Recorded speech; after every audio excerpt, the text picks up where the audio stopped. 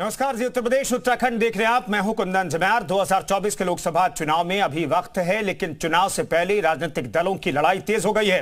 बेंगलुरु में विपक्षी दलों ने एकजुट होकर बीजेपी को टक्कर देने की रणनीति बनाई, तो दिल्ली में एनडीए ने भी अपना शक्ति प्रदर्शन कर विपक्ष को संदेश दिया कि 2024 में भी बीजेपी की अगुवाई में ही सरकार बनेगी।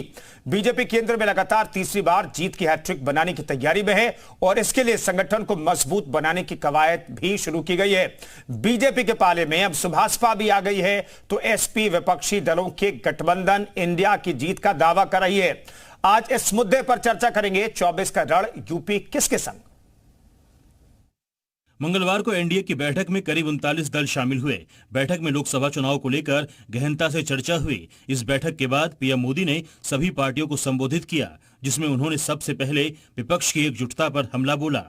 पीएम ने कहा कि हम देश को जोड़ते हैं और वो देश को तोड़ते हैं।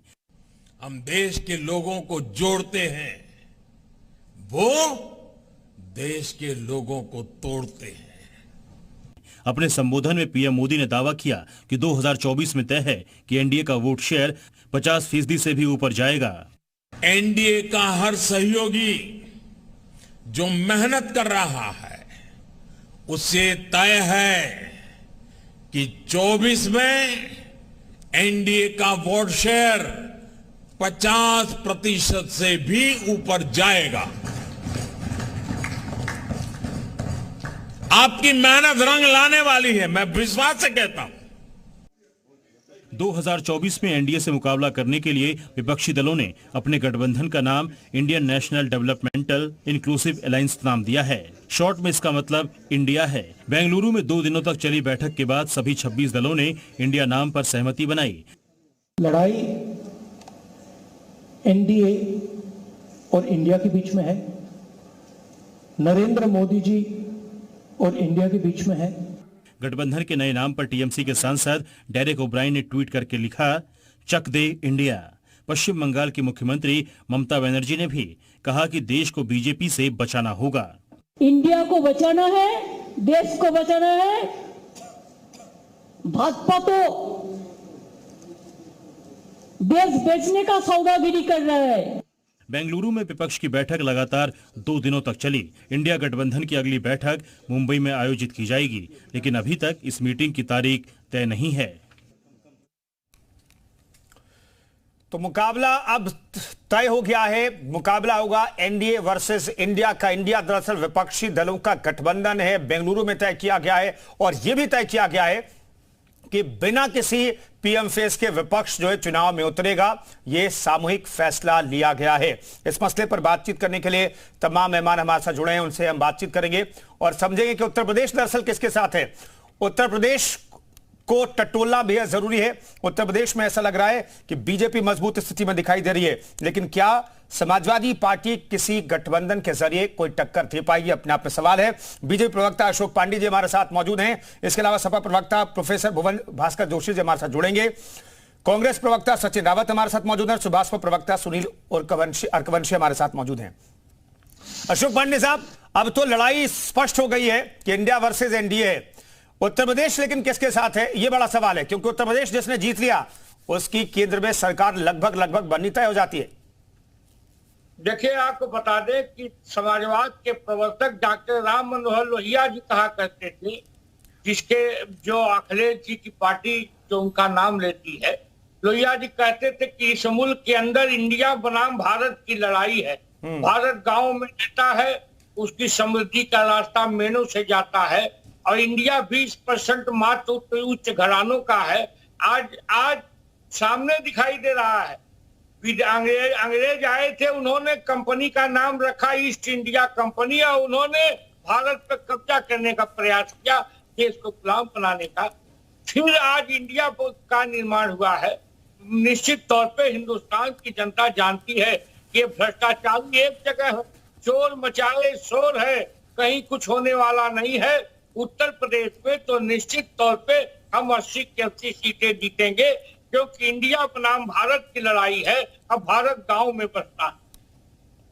ठीक है, सचिन रावत जी जवाब देंगे क्या, क्योंकि 20% जो है इंडिया है उसका एक तरीके से अशोक जी कह रहे हैं कि आप लोग प्रतिनिधित्व कर रहे हैं।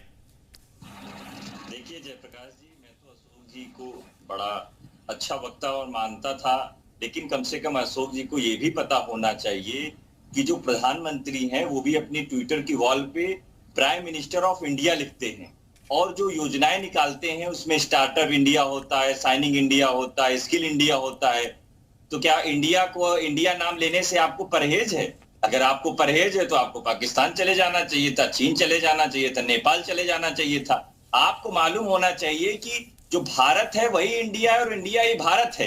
आप उसको दो भागों में जो डिवाइड करने का काम कर रहे हैं, यही सोच जो है, इसी सोच के चलिए सचिन जी, उत्तर प्रदेश स्पेसिफिक बात कर लेते हैं। सचिन जी, आप चलिए इंडिया की हम बात नहीं करते हैं, यूपी की बात कर लेते हैं। यूपी में कांग्रेस कहां है? और ये जो यूपी अब खत्म हो गया है, अब इंडिया आ गया है, तो मेरा सवाल ये है कि क्या ये माना जाए अनऑफिशियली ऑफिशियली कि आपका और समाजवादी पार्टी, यानी कांग्रेस और समाजवादी पार्टी आरएलडी का गठबंधन हो गया है और सीट शेयरिंग के लिए बातचीत आगे होगी मुंबई में? देखिए, सब आपको धीरे धीरे बताया जाएगा, अभी पिक्चर बाकी है। कल जिस तरह से सभी लोगों ने चर्चा की और सबने अपना संबोधन दिया और उसमें स्पष्ट तौर पे कहा है कि हमारी लड़ाई जनता के मुद्दों को लेकर के है। एक तरफ वो लोग हैं जो देश को लगातार तोड़ने की साजिश रच रहे हैं, महंगाई कर रहे हैं, बेरोजगारी कर रहे हैं। आपने देखा होगा कि 38 दलों का जो कुनबा जुड़ा वो एनडीए मतलब नॉन डिजर्व अलायंस है इन लोगों का। एक तरफ इंडिया है, इंडिया मतलब जिसमें सभी वर्गों के लोग, सभी मतलब जितने विपक्षी दलों की भागीदारी है, उन सभी लोगों ने स्पष्ट तौर पे ये इंडिया का नाम। सचिन जी, आप उत्तर प्रदेश से भाग करके फिर इंडिया पर चले जाते हैं। ठीक है, मैं लौटता हूं आपके पास। सुनील साहब, नहीं, आप जो इंडिया पर चले जाते हैं, मैंने स्पेसिफिक सवाल पूछा कि उत्तर प्रदेश के लिहाज से आपकी रणनीति क्या है? सचिन जी, ठीक है, मैं 10 सेकंड और टाइम दे रहा हूं, एक बार फिर से आपको बताइए उत्तर प्रदेश की रणनीति क्या है? देखिए, उत्तर प्रदेश की रणनीति बिल्कुल स्पष्ट है। हम जनता के मुद्दों पर चुनाव लड़ रहे हैं और कांग्रेस पार्टी लगातार सरकार के खिलाफ लड़ाई लड़ रही है। हमारी मीटिंग्स चल रही हैं, लगातार बातचीत चल रही है। जो भी केंद्रीय नेतृत्व तय करेगा, हम लोग चुनावी मैदान में है, जिस तरह से कल राहुल गांधी जी ने कहा है। ठीक है सुनील साहब, कुल मिलाकर के अब ये तय हो गया है कि आप लोगों का मुकाबला इंडिया से है उत्तर प्रदेश में भी? नहीं, देखिए कुंदन जी, ऐसा हम आपको बता दें, हमारे गांव में कुछ ऐसे लोग होते हैं, जब खेलने का काम करते हैं, गांव में एक खेल होता है, तो उस खेल में क्या करते हैं, वो कहते हैं अब हम इस खेल से नहीं जीत पा रहे हैं तो हम दूसरा नाम बदलने का काम करें। तो कहीं ना कहीं अभी तक इन्होंने क्या किया था, अभी बहुत जल्दी नामकरण किया था, पीडीए रख दिया था, कहा कि नहीं पिछड़ा दलित और अल्पसंख्यक के नाम से चुनाव लड़ा जाएगा। देखा इन्होंने, क्योंकि अब इनके पास पिछड़ा रहा नहीं, तो वो तो अखिलेश यादव की परिभाषा एक तरीके से।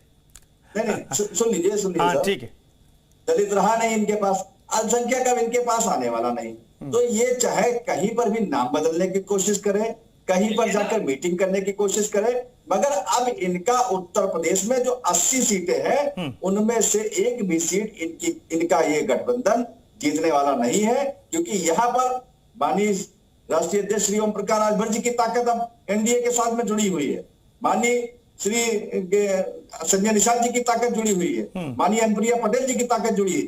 अब बताइए इनके पास बचा क्या है? आप जा के दूसरे के दरवाजे पर सिर्फ खटखटाने का काम कर रहे हैं कि उत्तर प्रदेश में अब 80 सीटें जिताने का काम करिए। और उत्तर प्रदेश का ही चुनाव होता है तो अखिलेश जी बाहर भाग खड़े होते हैं, तो अखिलेश जी नेतृत्व कर रहे हैं तो मगर अपने ही चुनाव में भाग खड़े होते हैं। आप महापौर का चुनाव हुआ, एक भी सीट आपने जीतने का काम नहीं किया। आपको उत्तर प्रदेश में मजबूती से लड़ना चाहिए था, मगर उत्तर प्रदेश नहीं, कहीं तेलंगाना, कहीं पश्चिम बंगाल, कहीं बिहार, तो यहाँ दौड़ने का काम करो। दौड़ने से कुछ नहीं होगा, आज जनता जान चुकी है।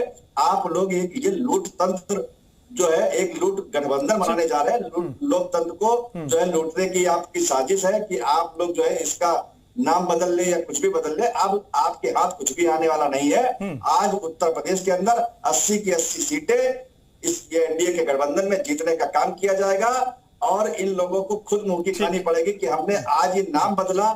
हम जो अगर काम कर दिए होते तो आज शायद नाम बदलने की जरूरत नहीं पड़ती। चलिए, अखिलेश यादव का जिक्र कर रहे हैं सुनील साहब, आप